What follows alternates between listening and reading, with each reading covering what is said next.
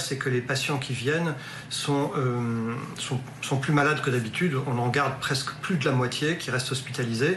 Pour vous donner un élément de comparaison, dans une période normale d'activité d'urgence, on garde environ 15% des gens qui viennent aux urgences, les autres rentrant à domicile. Là, le rapport est inversé. On est à plus de 50% des patients qui se présentent aux urgences qu'on est obligé de garder hospitalisés, dont un certain nombre, 5-6%, qui passent directement en réanimation, ce qui est évidemment important.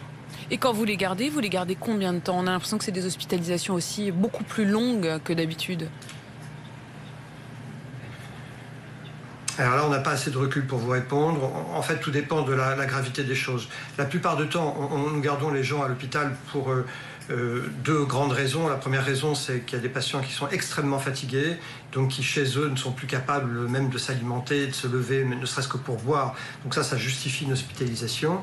Et puis pour les cas les plus préoccupants, ce sont ceux qui ont besoin de recevoir de l'oxygène parce que leurs poumons ne sont plus capables d'assumer correctement la fonction qui est la leur, c'est-à-dire de prendre l'oxygène qui est dans l'air, dans l'air ambiant, et de l'amener jusque dans la partie profonde du poumon qu'on appelle l'alvéole, ce qui permet à l'oxygène de passer de l'alvéole jusqu'au vaisseau et ensuite d'emmener l'oxygène au tissu. Eh bien, ces patients qui manquent d'oxygène sont de gravité différente. Il est clair qu'on considère qu'un patient qui doit passer finalement en réanimation et être soumis à ce qu'on appelle un ventilateur artificiel pour l'aider à respirer, probablement sera gardé 15 jours à 3 semaines pour les patients les plus graves.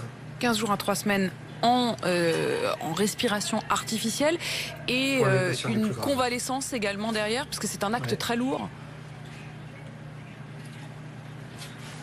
Oui, alors là, vous savez, on n'en est pas encore là. Il y a quelques patients qui, et pas encore dans notre hôpital, mais quelques patients qui ont été en Île-de-France hospitalisés et intubés et ventilés il y a maintenant 15 jours, quelques-uns sortent du coma dans lequel nous les avons plongés artificiellement pour qu'ils puissent supporter la machine. Et on n'a pas encore assez de recul, mais il est très clair que quand on est soumis à une telle épreuve, on n'est pas en forme le lendemain.